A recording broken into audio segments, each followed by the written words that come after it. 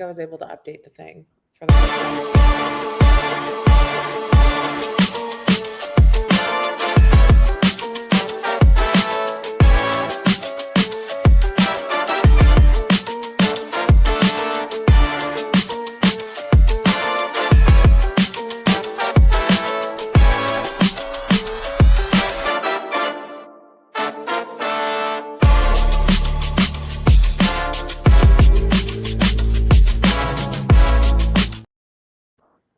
I'm obsessed with that intro.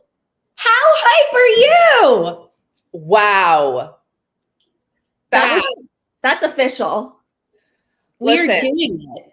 The moment is back with a new intro, but your same co-hosts plus a bonus. I'm Meredith Lynch. I'm here with my co-host, the wonderful Rebecca Sananez, and we are joined by the princess from Pittsburgh, Jess Britvich. She's a former social worker turned content creator. She covers the intersection of internet culture, trends, and politics. Her work has been featured in publications such as Teen Vogue, Huffington Post, and BuzzFeed. She's a friend of the show, a friend in real life. Jess, welcome to the moment. Thank you so much, guys. I'm so excited to be here. We're excited to have you. Oh, this is great. Because you have something very special in common with one of our news stories today, which is that Trump Truth Socialed that a group of congressional Democrats who'd previously served in the military and put together a video telling military members that they did not need to follow illegal orders.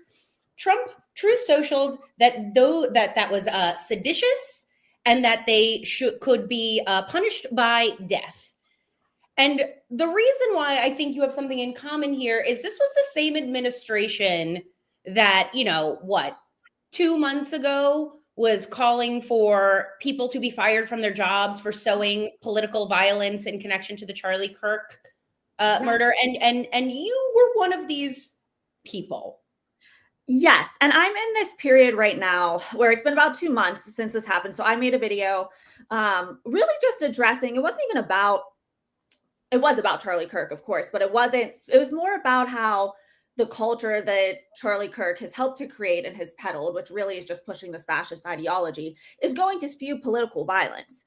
And to say that there's no room for political violence in America whenever we have the president of the United States literally trying to implement an authoritarian regime, which is going to come with political violence. And whenever we see just like the history of America, which is really built on political violence from like its founding, I was just kind of trying to connect those parallels. And that was, I guess, too divisive for my employer. And I was fired for that video after being doxxed, from the internet and, all that kind of stuff.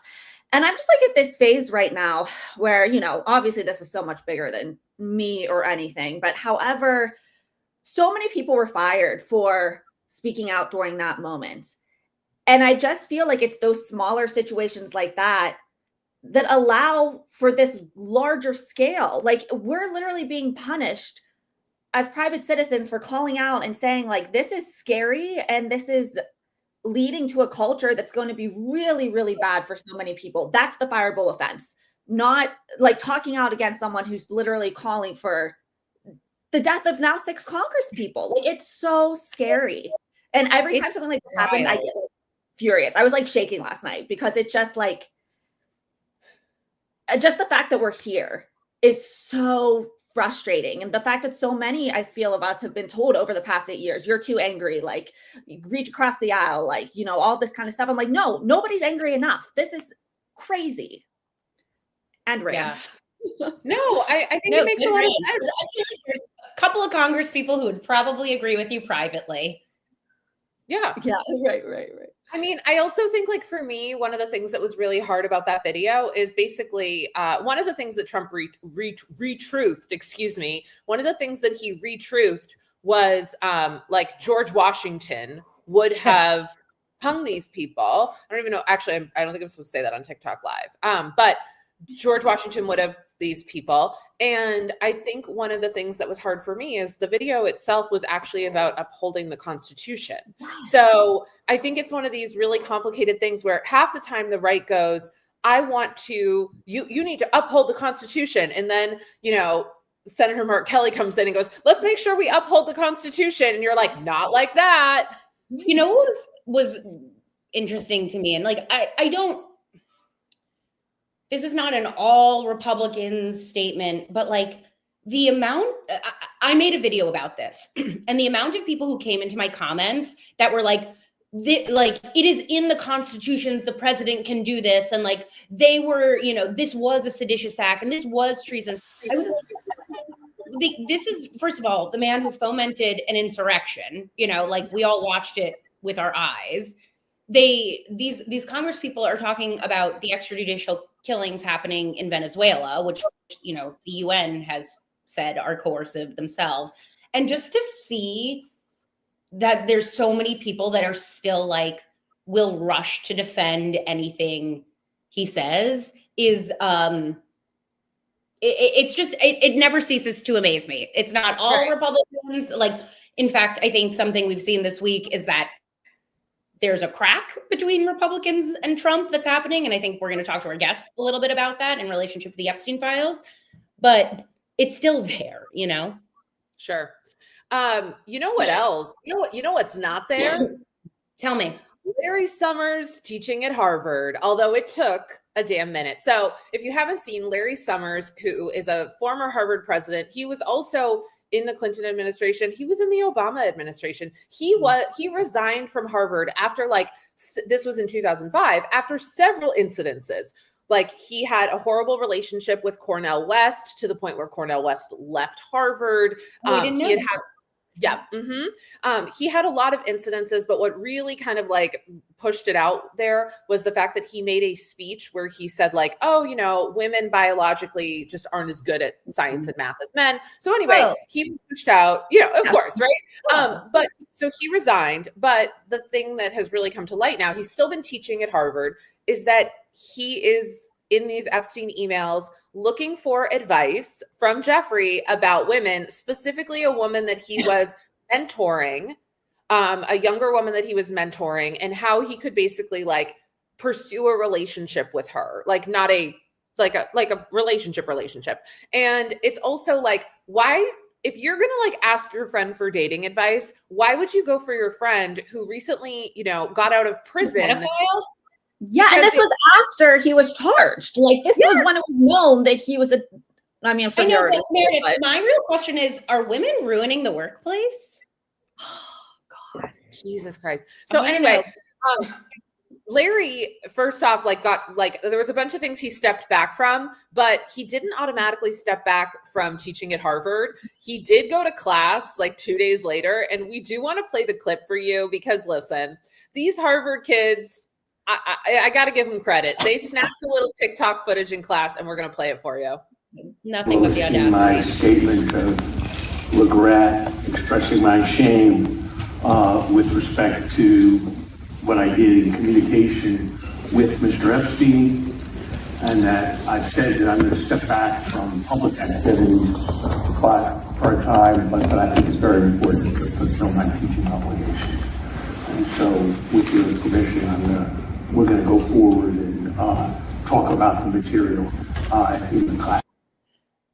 I mean, give me a break. Like, first of all, the fact that you call him Mr. Epstein tells me everything I need to know, right? Like there was a moment of respect that you still gave to him.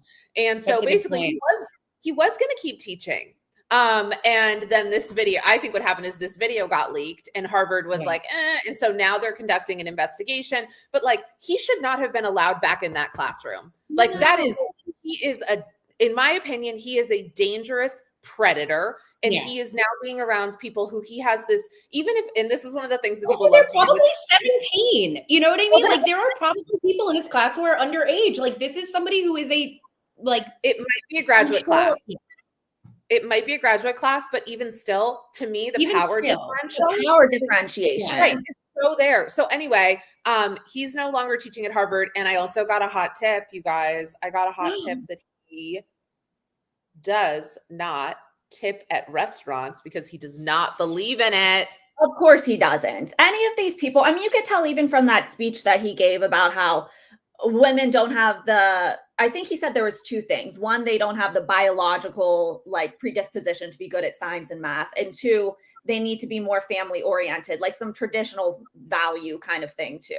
And so it's just so clear. I feel like that's so adjacent to people who view people in like beneath them in this hierarchy. Those, of course, are going to be the people who aren't going to tip, you know?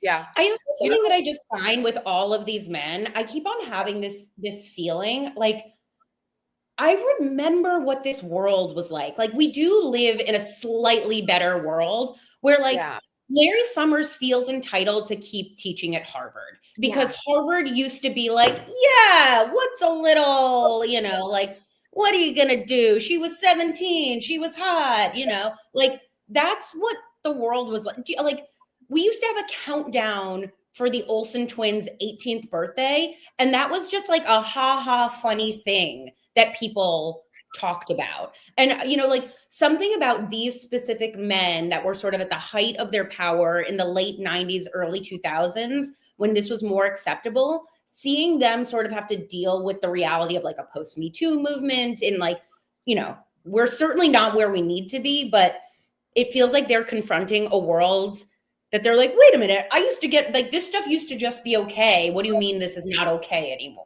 That's even what he says in one of his emails to Epstein. It's like, what do you mean a guy has to lose his career just because and I'm paraphrasing, but it's like just because he had a little flirtation with someone 12 years ago or something like that. And what it is, it's like I feel like this is how it is with so many of these trends that we're seeing reemerge, is that we never actually addressed the core issues of like patriarchy, capitalism, white supremacy, you know, whatever it is you want to say. It's just that for a second, they kind of just like went behind the scenes, but this is how they were always operating. And so then that's why so many people at the end of the day, they could hide behind saying, oh, it was economics or whatever it is. But that's why so many of these, especially white men across the age line, vote for Trump because they want to go back to this like position of power. What happened to the movie? What happened to the plot of the movie? Yeah. Well, and I also think they're so afraid their incompetence will be found out as people push them. If you get pushed out a little bit, what comes in to replace you? A woman or a queer person who does it better than you. But you know what Larry Summers would probably say to me right now? He'd probably say, quiet, piggy. Quiet, piggy. Quiet, piggy. Yeah, well, Rebecca has something that's come full circle for her that we want to close with, but I want to give quiet piggy just a moment. Just a moment. Yeah, I know we're about to get to somebody who is you know, keeping Larry Summers accountable. We have somebody incredible about to come talk to us. But victory lap, the New York Times is reporting that there's like big fears of this AI bubble about to burst in Europe and Asia markets. Peter Thiel sold off a bunch of NVIDIA stock. This past week it was reported. I think he did it last quarter. But I've been saying that AI is a bubble and the burst is coming. And I actually don't say I'm saying this like ha ha ha ha, but that's gonna suck for all of us. But I do think that it's coming. Yeah, I mean, I guess one question, Rebecca, for you, and this is a genuine question, is like, is it because AI just like isn't as good as people think it is? Yeah, I mean, like, look, this is how I think of it. I mean, like on a very basic level, there was the .com bubble in the 90s, right? And it's not that the internet went away. It's that people didn't understand the internet and they were just like, ooh, this is buzzy and this is big and I'm going to put money behind it. And it took time for the internet to like figure out how people use it. How does it integrate in our lives? And of course, like the internet didn't go away, but it needed that. And so like this happens.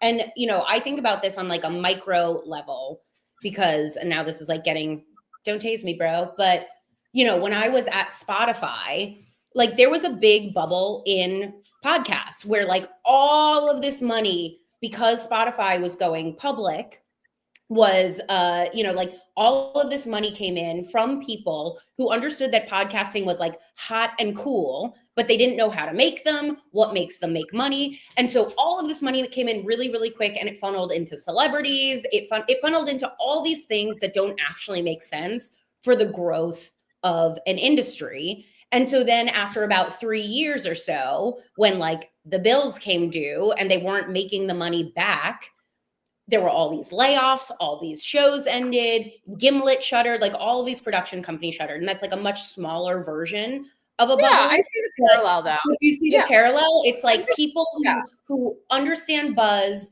and put money in because they're trying to like, you know, beef up a narrative and, you know, beef out their portfolio, but they don't actually understand the mechanics of it, what makes it work. And then that's when layoffs happen, and it's very sad.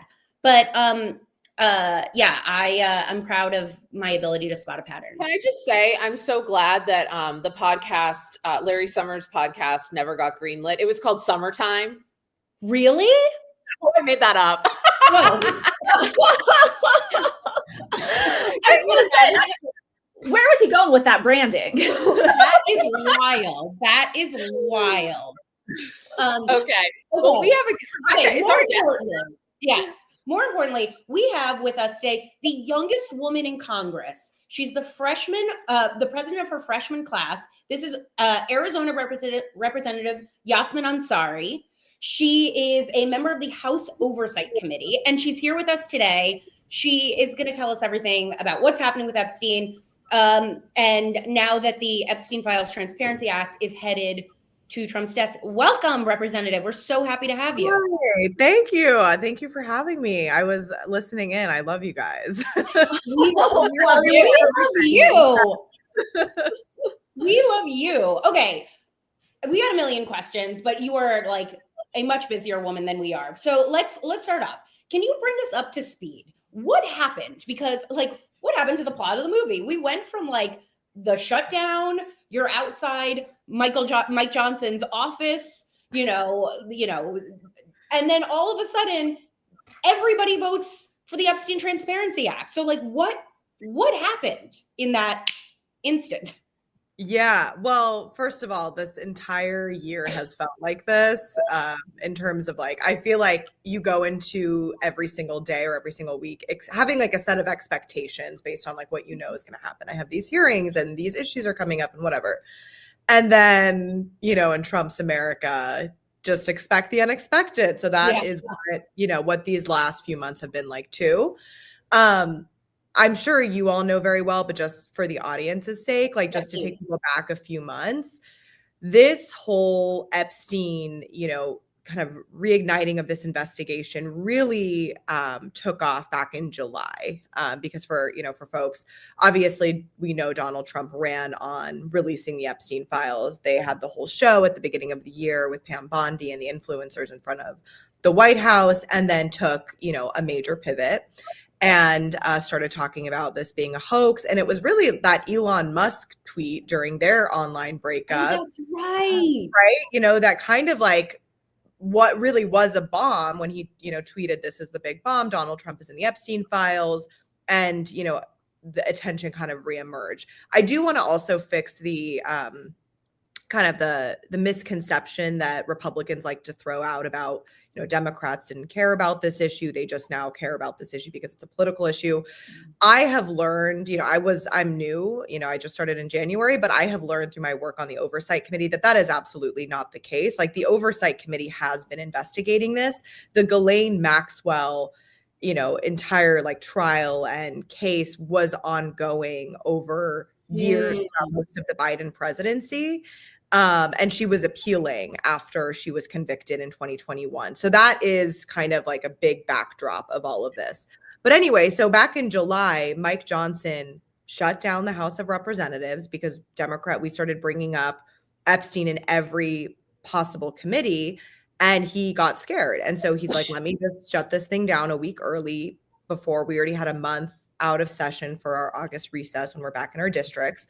And then what happened was that we still had some committee hearings happening. And so in one of the oversight subcommittee hearings, that's when Congresswoman Summer Lee issued a motion to subpoena the Epstein files. And by that point, there were enough Republicans on oversight that I think were feeling the immense public pressure on this issue that because usually things are so partisan right now that like, even if we make a very like minutia kind of motion or anything, like you will not get a Republican vote because just on principle, they don't want to vote for anything we say or do.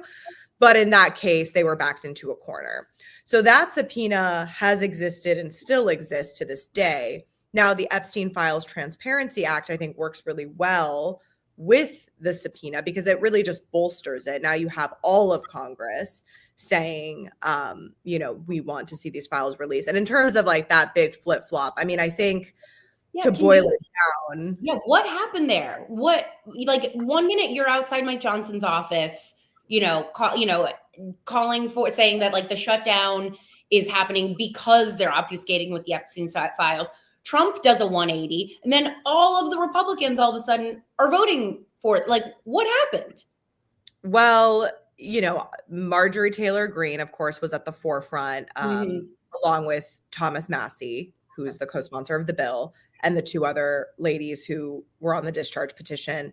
I think the pressure honestly just became so immense, and Donald Trump, nobody, even his, deepest, longest standing supporters on this issue, he's polling -39. I think it was just so, it was becoming impossible to gaslight the public, to the extent that he usually is able to get away with, because this issue was not letting up. Like, you could not turn on, as you guys know, like any TV station or any social media without Epstein being at the forefront the last few weeks because of the investigation, the emails that came out from the Epstein estate that made Trump look horrible. And I think he was backed into a corner. He knew he was going to lose. Like, for a couple of weeks, we knew that dozens of Republicans would vote for the bill. Right. And so I think for Trump, it was like, okay, let me just bullshit my way again, claim I support this so that, it doesn't look like a big loss for me while I find more ways to continue to cover it up. So I guess, go ahead, Meredith. How soon? There's a lot of questions. Yeah. How soon do you think we will see the Epstein files? And do you think they have been scrubbed? That's basically my question. Yeah.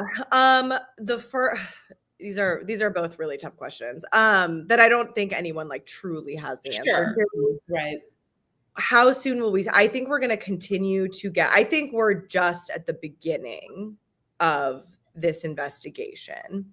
So now we have the two tracks, right? We have the subpoena from the Oversight Committee, and we have another subpoena essentially, and Trump has 30 days to release the files.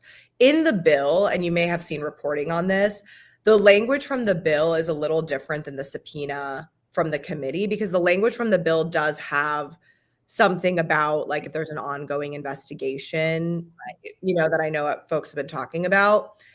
That is obviously, sorry, sometimes there's sounds when there's votes and such. It's happening, folks. This is what it's like to be the youngest Congresswoman, and things are beeping. She's got to vote. She's got to go.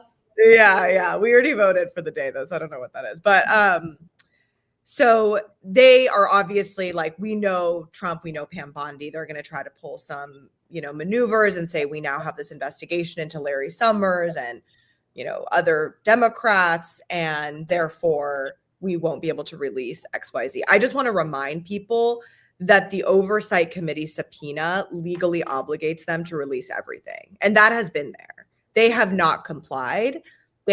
For months, it's been we just got a briefing from our staff on the committee on Monday, and they made very clear it's been extremely difficult to work with the Department of Justice during the shutdown.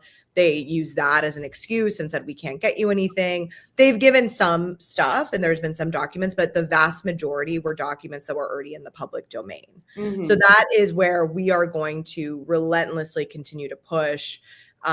We're not letting up on this. We just also, this week, the committee issued a subpoena to JP Morgan Chase to get some of the bank records. That is a hugely important part of the investigation from, research or from investigations that have come out of the Senate, and Senator Wyden has been talking about this JP Morgan Chase issue, but there's a lot of other banks as well. And the victims directly talked to us about this too, that to be like, something that really stuck with me when we met with the victims about 6 weeks ago, they said, and their lawyers, and the lawyers have been working with them pro bono for years on end. So they are like really plugged into the details of this case, these vast cases. And they said the number of fake companies, fake marriages, potentially foreign governments that were involved in just making all of this possible. I am not exaggerating when I say I came out of that meeting just feeling extremely overwhelmed by just the gravity of all of this, because it really is so much. I think it's just so much bigger than even what we're able to even imagine now based on what we know. Can you talk about that a little bit more? Like, I'm really sort of curious. I think one thing, just when you said the thing about JP Morgan Chase, I've heard Republicans be like, are the Democrats going to be mad when, like, we subpoena JP Morgan Chase? And it's like, do you think like leftist Democrats care? Like, Bill Clinton is not our totem over here. What do you expect to come out of this? And like, do you think there's going to be more big fallouts? Like Larry Summers is one, but like, are there other people or institutions that you expect us to see in the next months? Yeah, well, first of all, I feel like we've made very clear, and they struggle to wrap their minds around this. We don't care who's in the files or who's implicated. Like, if you committed a crime or you enabled the crime, I don't give a shit if you're, whoever. Like, I'm sorry, that's insane. Yeah. But they don't understand that because they have such a cult-like loyalty to Trump and people like that they can't fathom that we would be okay with someone being held accountable. Yeah. This isn't a sports game. That's what I do like content creation and things like that. And that's what I see in my comments all the time. This isn't a gotcha. This is human rights violations. Yeah. Like, yeah.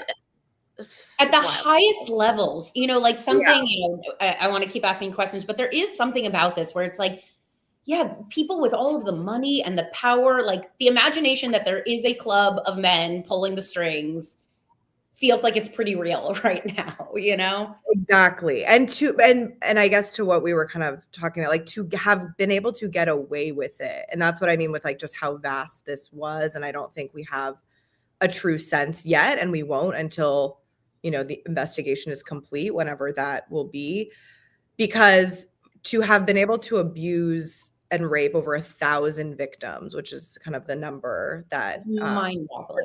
Like over 1,000, over years on end. I mean, I'm 33. I feel like I've been hearing it, like this has been going on my entire life in terms of like the case and hearing about it and whatever. Yeah. And then the amount of money, the transactions, like the JP Morgan Chase piece, that's estimated that more than $1 billion in unusual transactions were made over years. And so they very clearly looked the other way because they didn't want to lose the business of Epstein and the people that he brought.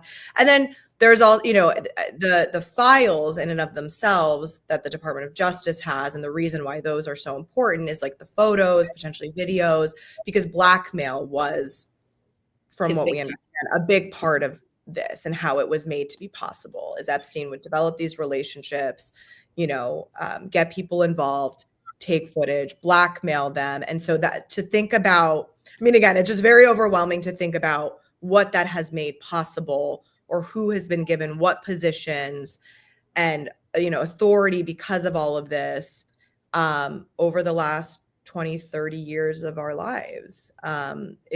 It's really, really, it's really terrifying, honestly. But I do feel like people ask me like, how's Congress been? And what's it like now? And this has been some of like the most meaningful work I feel like I've been able to do. And it just it like means a lot to be a part of because I feel like we actually are making progress. Yeah.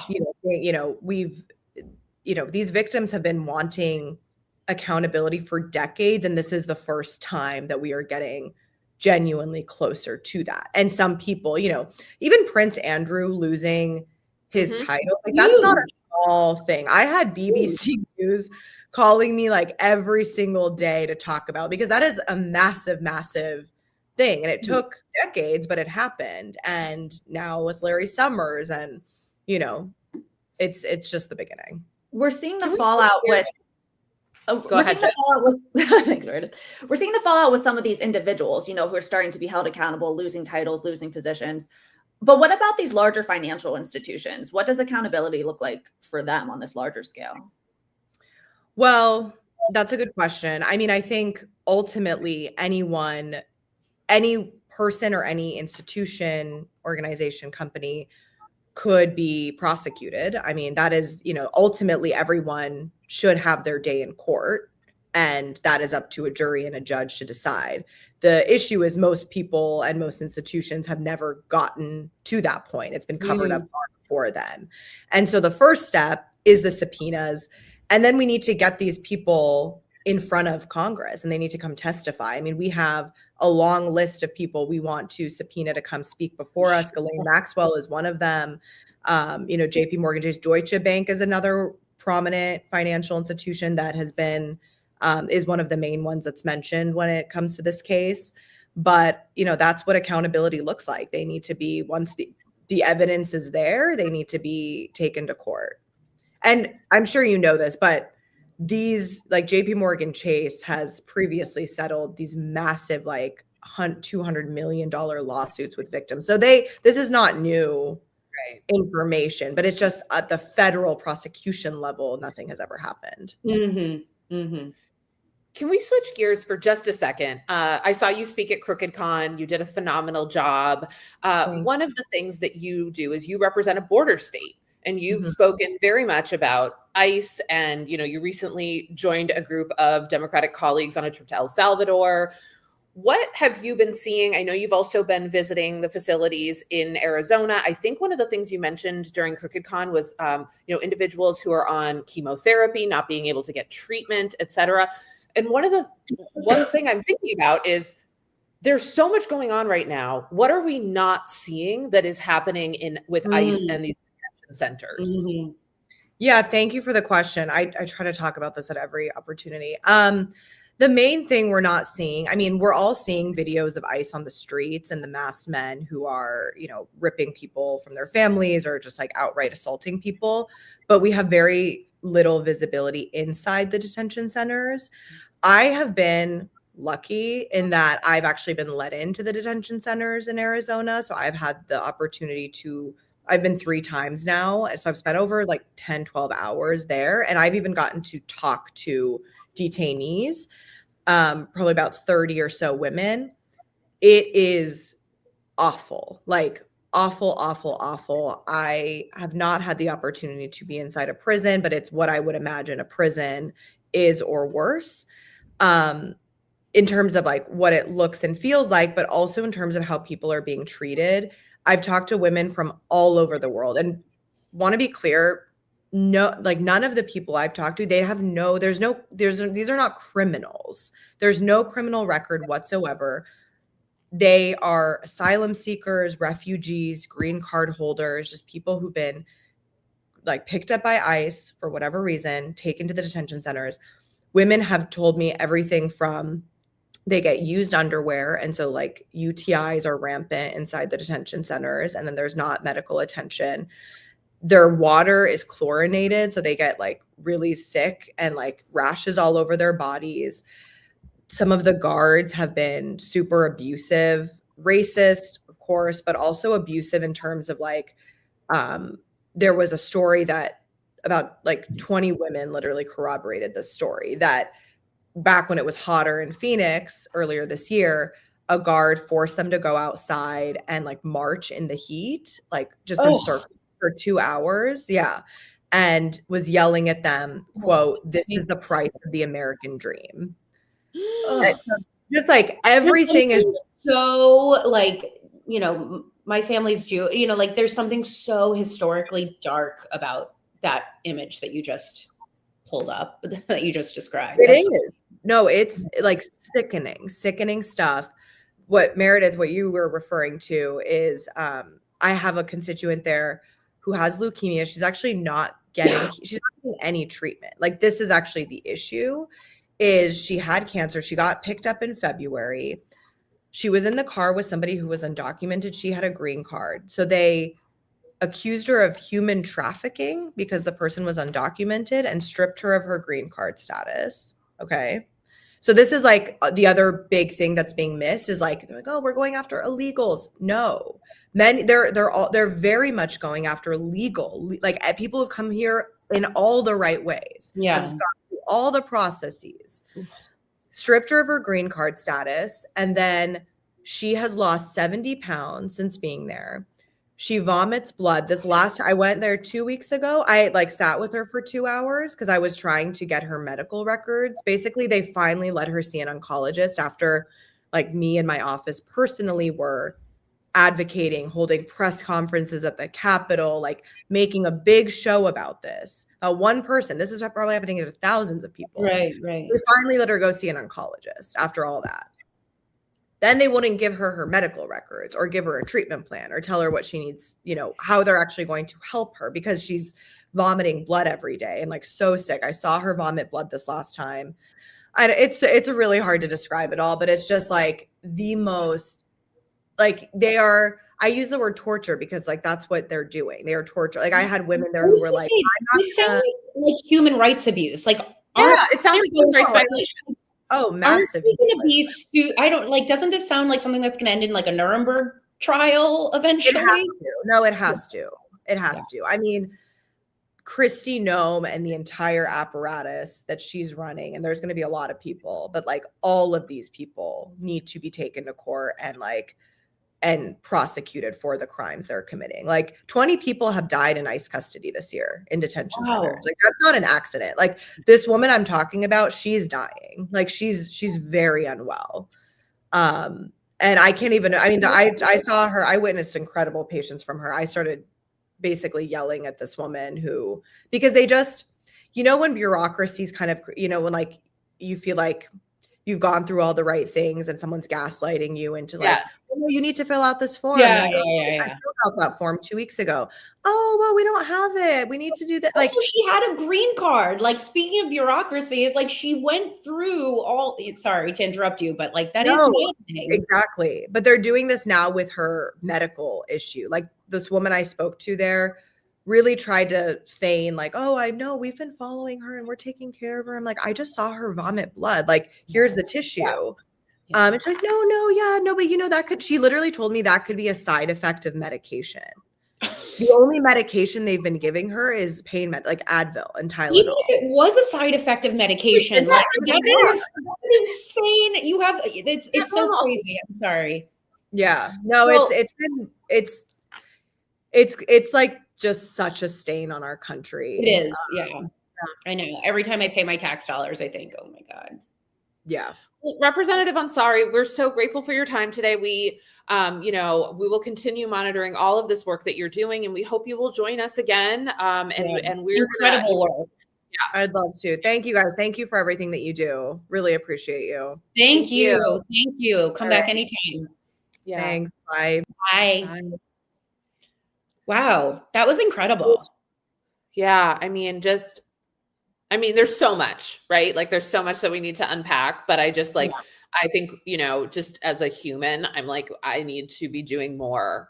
And what are we losing right now? Like I'm so in the Epstein world and that's okay. But like, what is the bias of being in the Epstein world right now? Right? Like when I think it's allowing such a moving target. Like that's part of the problem with the Trump administration is it's like, disaster over here, disaster over here. Like it is hard to focus on one thing at a time. But like, even just the fact that she said 20 people have died in ICE detention, I consider, like, I read the news all day, every day. I read the news all day, every day. And like, I didn't know that 20 people have died in ICE detention so far. Like that was, I don't know, that was the fact that that's like not a front and center article that's just out there is like it speaks to how dark things are. Hey guys, sorry, my Wi-Fi went out randomly. Like all my power. Okay. We go live, baby. That's what live is. I know, right? It never has done that today.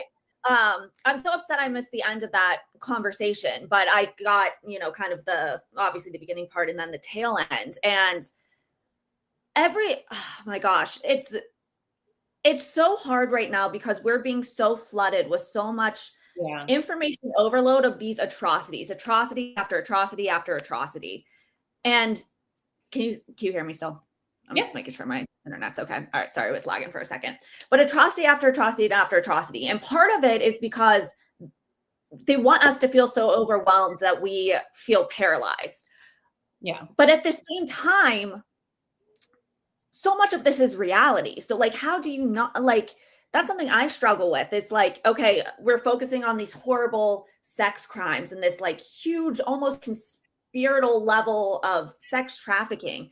But then we still have these people in literal concentration camps. And it's like, and 1,000 other things going on. And it's, when she was describing, when she was describing the guard marching the women around, did you hear her say that? I mean, she said that when she heard that a guard had marched the women around outside in like the high heat of Arizona in the dead of summer and saying like, this is the price for the American dream. And I'm like, I saw Schindler's List, you know, like this sounds pretty familiar. You know, this is like as dark as it gets. And like you, me, Meredith, the people watching this, if you're in the United States, we are paying for this. Like, that's what really tells me is like we do all have a responsibility to talk about this because we are paying for it, you know, and we're all going to have to live with, you know, it's not our fault per se, but we do have to live with like the stain that like we are paying for this. Yes. Which goes back to like the original conversation that we opened the show with, is this, so much of society is trying to keep people quiet and doesn't want to be divisive and like, you know, oh, you're too angry or trying to tone police or whatever. Like, you know, you're afraid for speaking out because we're also seeing crazy high costs of living. Then you say something trying to advocate on the internet, and then you can get fired. And like, that's why though, it's to try to get us to comply in advance so that they don't have to pass rules or laws that say like, you know, you don't have freedom of speech or you can't say this. People are afraid to speak out. And so they want to like scare us into being complicit. But that's why I think it's so important for like, you know, people like myself who are in positions of privilege and who have more ability to be able to speak out about these things, like to like continue to scream it, because it's just, I'm sorry, Jess, quiet piggy. Quiet piggy. Yes, exactly. Quiet piggy. Exactly. Quiet piggy. That literally, those two words I feel encapsulate so much of just like the culture right now. Yeah. You know? Yeah. I mean, I also think the thing that I found really not surprising, but it's like, so this woman is someone who has a green card, right? She's here legally, but she was with someone who didn't have a green card. And so she's being accused of human trafficking. And I'm like, oh, now all of a sudden you guys care about human trafficking. Because would you look at that, Larry Summers? Would you look at that? I know the hypocrisy is the point. Like, and that's why it's almost just like the hypocrisy is literally the point. But oh my God, it makes you just want to explode. And it's also like, I don't know, it's just my family came here as immigrant, like I'm first generation, and like, yeah, a green card holder, she did exactly what she's supposed to do. And that woman pays taxes to the United States government. Like, you know, whatever you want to say, is like, that woman is doing it exactly how you're supposed to do it. And like, I don't know, it just, we don't want immigrants in this country. It's not about immigration at all. It's not about immigration. It's about, it's so, I don't know, something about that conversation. I knew it was foul, and yet she shocked me, I'll be honest. I know. I found myself feeling like, me too. You know, and you can see it in her as well. Like, you know, these are really, you guys, I'm so glad we did this episode. Every episode, we always close with what's having a moment for us. It can be a moment of that's of more of levity. It can be we're allowed to have some joy, I think. But Rebecca, what's having a moment for you? Something has changed within me. Something is not the same. Meredith and I are going to see Wicked tonight. Oh my God, that's so exciting. happy. I've heard it's not as good as the first one, but like I'm a big Wicked head. I went to go see it for the first time in high school. And like, let's be fair, the source material, Act 2, is not it's just not as good source material. Right. I'm so excited. Meredith and I are going with my sister and her best friend. The girlies are going to see Wicked. And, you know, Oh my God, I need both of your full reviews. Place we get, you know, for Jess, good. what's having a moment for you? Oh gosh, sticking with the entertainment theme. Okay, well, like two things.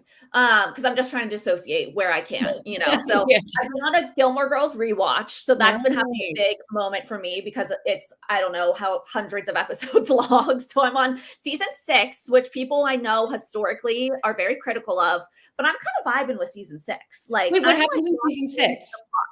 Yeah, what's happening? Luke's long lost daughter comes back, and then Oh yeah, I'm not a season 6 or 2. I'm a for some reason I'm locked in to the plot for some reason, and then Logan and Rory are together, and it's like that whole thing, and her and Lorelai have their fight. Yeah, I don't know why. I'm like, I feel like the early seasons are great for like their cozy feeling, but for some reason this plot like has me. It's like, okay, the drama, like I'm into it. And then secondly, I'm going tonight to Elf in concert, like where they do the movie and then they have the orchestra play the soundtrack. I'm so excited. I'm so excited. That's so Christmas so season. fun. I know, it's gonna be cute. So supporting the arts. Well, I'll tell you what's having a moment for me. I actually, I'm part of a community. I'm part of an affinity group. It's me and approximately 7 other people that I'm aware of that all got a flat tire on the same pothole in the span of 30 minutes. Guys, I got a flat tire because the rain like kills LA. The rain kills LA. I got this flat tire that like it is like monumental. Like they had to tow my car, but when it happened and I felt like, you know, you have that feeling of like, Jesus Christ, like, you know, how did this happen? But while I was waiting there, 2 more people in different cars got a flat tire from the same pothole. And like, listen, at this point, like, I just find it funny. And the repairman still gonna have to pay for that flat tire. Seriously, they can't fix it. They still can't get the tire off. The car had to be towed. Like at this point, I just find it funny. But it was just like there's something about like shared, like, I mean, it wasn't, and all of us were like, well, at least we're not on the 405. Like, it's not, you know what I mean? Like, it kind of stinks, but it's not the end of the world. And so it's kind of like, and I had one of those moments of like, a lot of people say like, oh, LA is so fake and LA people are so whatever. But like Rebecca was on the phone with me, like these 2 women came and checked on me like twice to make sure I was okay when I was waiting for AAA. Like, there's like, you know, it was just like in a weird way, even though it's annoying, it's going to be like $300 and it's a moment of levity. Yeah. $300 sending the bill to Karen Bass. I probably will be like, it's kind of it's actually like, I'm almost in a weird way. Like I'm fascinated by the pothole. Like now. Yeah, I know. Yeah. It has more. Yeah. Anyway, this has been so dark. Oh yeah, I know. Jess, like it rains like here, and you would think that there's like that the whole world shuts down. And honestly, it probably stopped working 2 years ago. It rained, and my laundry, like I have a little laundry cove, and the roof caved in. Oh, that's scary. Like, it literally caved in. Yeah, like everything here is made out of tissue paper, and so it rains for a second, and then we can't function. Can't function. Yes. Where can our folks find you? Yes. Well, I'm on TikTok and Instagram, just my name at Jess Britvich. And then I'm on Substack as well under the same username at Jess Britvich. So would love to connect and continue these conversations. Thank you so much for joining us. We'll be back next Tuesday and we can't wait to see you guys then. Thank you guys. Bye. Bye, everybody.